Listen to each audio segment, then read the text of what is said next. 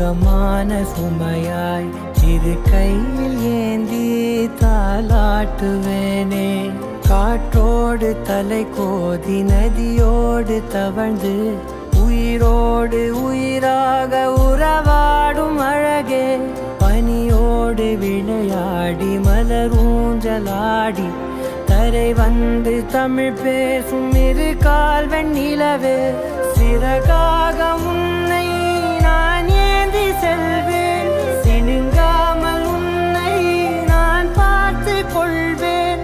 ஒரு கோடி இன்பங்கள் உன்னை பார்த்த நொடியில், நான் வாழும் நாள் மட்டும் நீ எந்த மடியில். உன்னை ஈன்ற பொழுதிங்கு கடவுள் தன் முகம் பார்த்த பொழுது உன் பாதம் தொழுது.